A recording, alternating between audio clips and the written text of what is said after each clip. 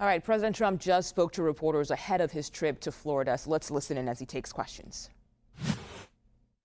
The new Iranian proposal, please.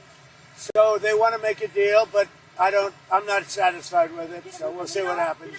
Iran wants to make a deal because they have no military left, essentially, and they want to make a deal, but I'm not satisfied with it. Why are you not seeking congressional approval to extend it? Because it's never been sought before. There's been many times, and nobody's ever gotten it before. They consider it totally unconstitutional. But we're always in touch with Congress.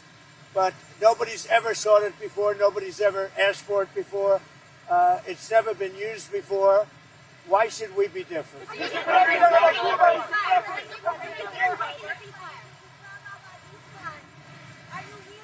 send anybody to Islamabad, your envoy? We have great respect for Pakistan and Islamabad, and tremendous respect for the Prime Minister and the Field Marshal, and they're working with us. They continue to work with us, but the trip is a very long one, and we're doing everything in terms of negotiating right now, in terms of the negotiation telephonically. They've made strides, but I'm not sure if they ever get there. There's tremendous discord. They're having a tremendous problem getting along with each other in Iran. The leadership is very disjointed. It's got 2 to 3 groups, maybe 4, and it's a very disjointed leadership. And with that being said, they all want to make a deal, but they're all messed up.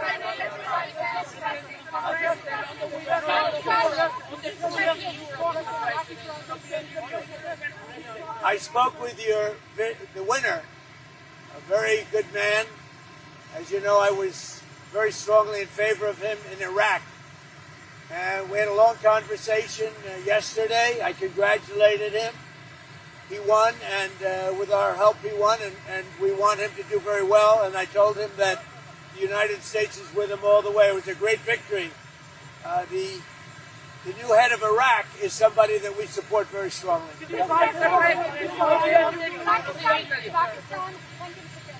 Pakistan has opened the land route with Iran. Did they consult you before opening it up to Iran? And are you aware of it? That was a vicious bee. I know everything about it. Yeah, I have great respect. Are you from Pakistan? I have great respect for Pakistan and for the Field Marshal and for the Prime Minister. Yeah, I know that. On the European Union yesterday, you talked about Italy and the withdrawal of troops from Europe, from Italy and Spain. Can you clarify with your words? Well, I'm not happy with Italy, and I'm not happy with Spain.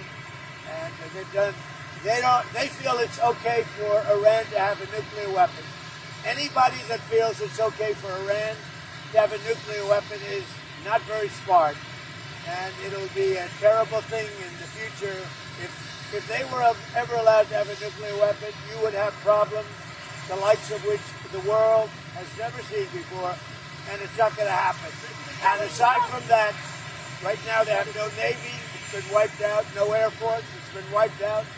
They have no anything. They have no anti-aircraft. They have no radar. They have no leaders, because frankly, their leaders are very disjointed. They have a lot of problems right now. They're not getting along with each other. Their leaders are not getting along with each other. So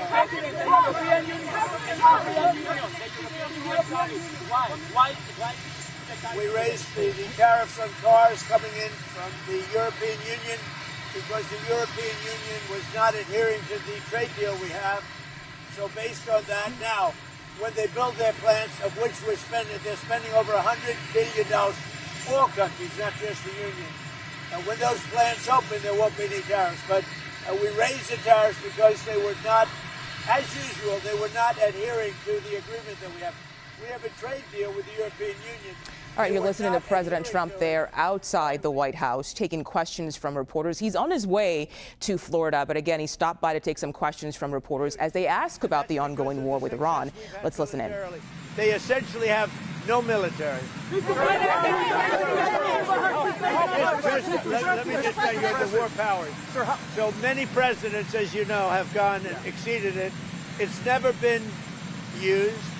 It's never been adhered to, and every other president considered it totally unconstitutional, and we agree with that.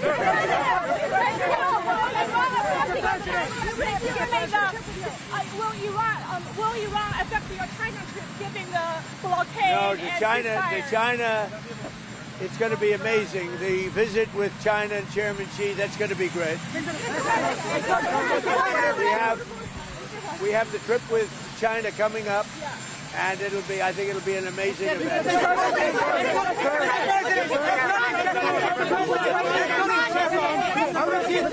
Mr. President, if you can't get a deal on Iran, what next? What will you do? Well, right now we have negotiations going on. They're not getting there. They are very disjointed. They're extremely disjointed. They're not able to get along with each other as leaders. They don't know who the leader is. Their military has been defeated. If we left right now, it would take them 20 years to build back that country, but we're not satisfied at this moment. Are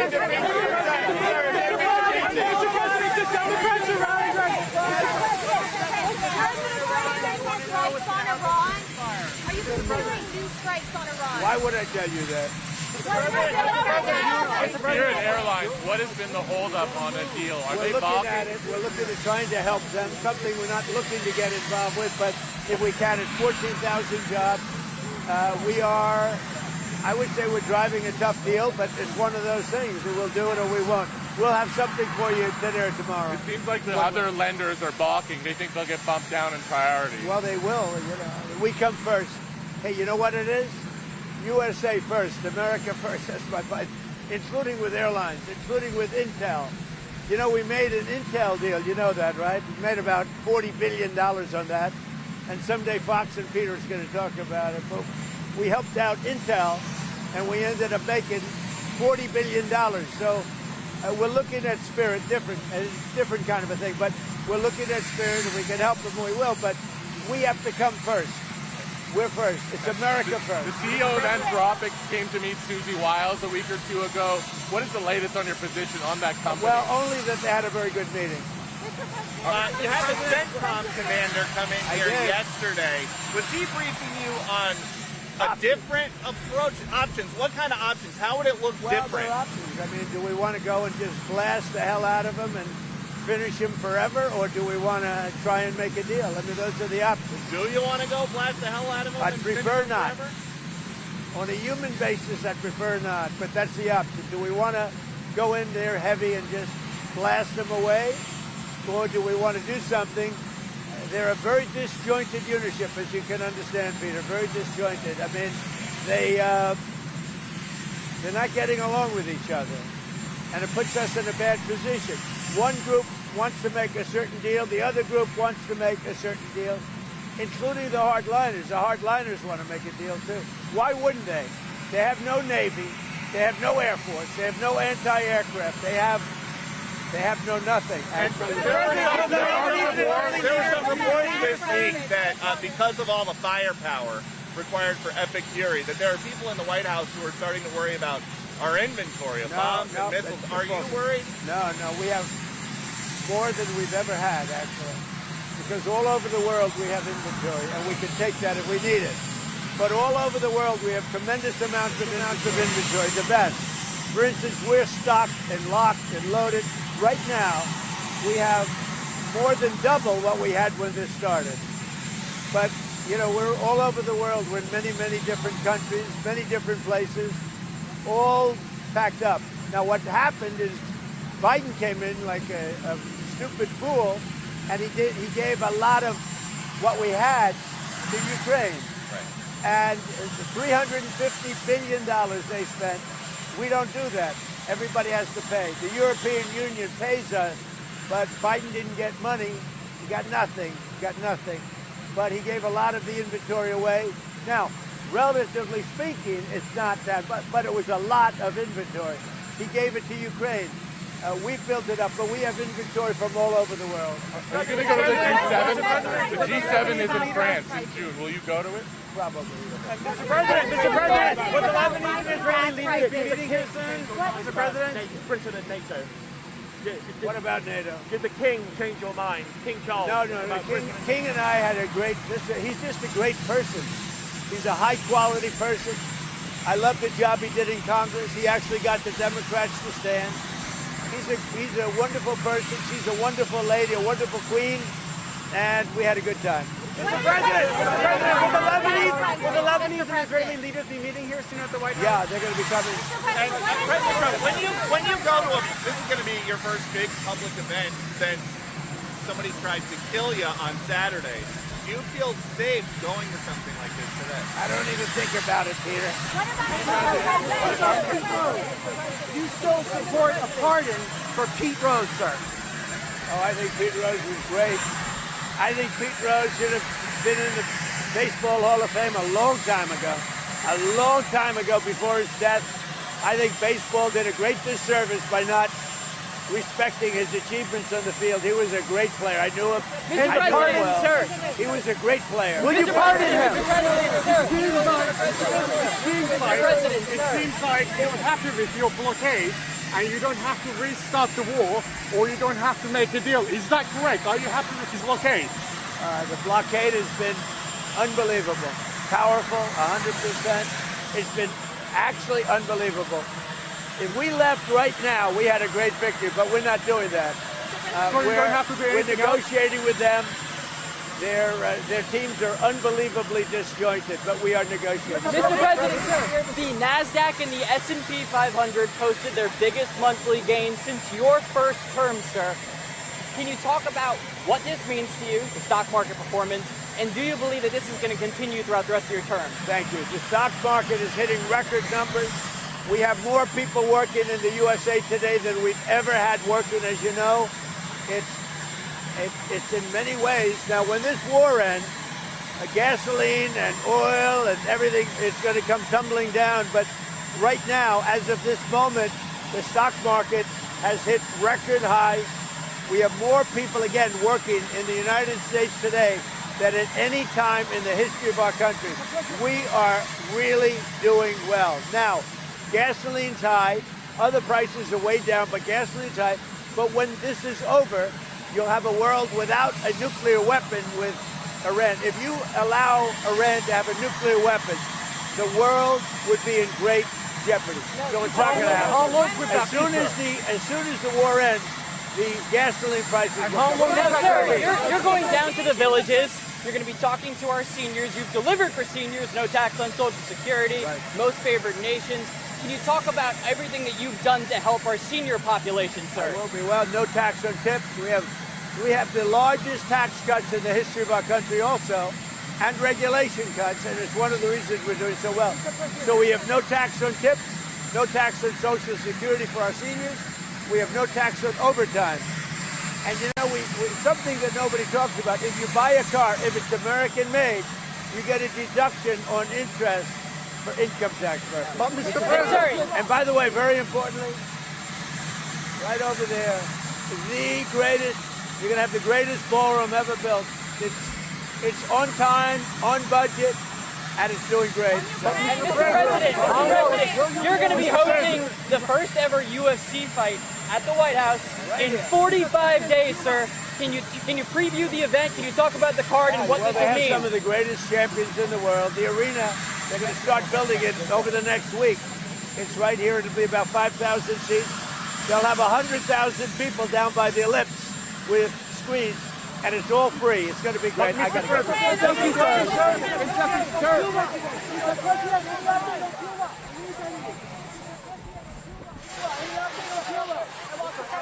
All right, so you've been listening to President Trump outside the White House there, taking questions from reporters before he heads out to Florida for the weekend. I want to go live to the White House right now with our Olivia Rinaldi. And Olivia, good to see you again today. I am curious about your takeaways from some of what the president had to say there. Hey, Mugo, a lot of ground just covered there by the president talking to the press. First, he did say that the U.S. received that proposal from the Iranians. Remember, we talked about that earlier this hour. This is the another proposal that the Iranians had said after the president rejected their initial proposal to reopen the Strait of Hormuz and talk about the nuclear issue later. Instead, the president said he received the next deal, but he did say, I'm not satisfied with it. That is the headline to me from that, because this could have been a big breakthrough. This could have been perhaps a sign that they were ready to come to the table and make a deal. The president seems to be rejecting the latest proposal from them. He also was talking about the groups inside of Iran. He said there are 3 to 4 different groups inside who can't make up their minds. He said they're, quote, all messed up. He's also not happy and not satisfied with the deal that they gave, as we talked about. The president also did confirm that he is still going to visit China in 2 weeks. That was notable to me because, of course, that initial visit was supposed to happen end of March, beginning of April. It ended up being postponed because of the war in Iran, security reasons as well. And even though the war is still raging on, the president says he is still going to go. On the ceasefire, the president was asked, given the fact that he is saying that this proposal is no good and he is not satisfied with it, well, what is he willing to do with the Iranians if he is going to, quote, blast the hell out of them? The president said, I prefer not to from a humanitarian standpoint, but said he's not going to broadcast what he's planning to do, other than saying he's just not happy with the Iranians right now. But he said he is happy with the blockade that is in place, which this administration believes is squeezing the Iranians and getting them to a point where they are starting to capitulate. But perhaps not enough, as the president says he is not okay with their latest proposal. It was also quite notable that he was asked about the War Powers Act, which we also talked about, the fact that it's been 60 days. So typically you can have this war authorization for 60 days, but after that, Congress has to formally declare war under the War Powers Act, and then this conflict can continue. The president did say on that specifically, let me just pull up the quote. He said, let me just tell you on the war powers, so many presidents have gone and exceeded it. It's never been used. It's never been adhered to. And every other president considered it totally unconstitutional. And we agree with that. So notable there, he is not planning to ask Congress if they can continue this conflict for longer. We also know there have been Republicans on Capitol Hill who have been expressing a little bit of concern and worry about, one, the president not asking for that authorization, and two, just the price tag associated with this war. We know Pentagon officials on Capitol Hill yesterday said it was $25 billion, but our CBS News reporting suggests it is closer to $50 billion, which is a big price tag for 60 days. So a lot of ground covered there by the president. I also want to note he did say at one point gasoline prices are high right now. I'm curious to see what the stock market is doing after the president said that. He said they're high right now, but they're going to come down. But I think any concession at all from him that they are high, that Americans are feeling that, as you know, and as we talked about, it's at a 4-year high that Americans are paying right now at the pump. And for the president to admit that on his way out to go make a sales pitch to people in Florida at the villages that his tax cuts are working was very notable to me. Mugo. All right, Olivia Rinaldi at the White House for us today. You really took us step by step through a lot of what the president had to say. We appreciate it. Thank you so much.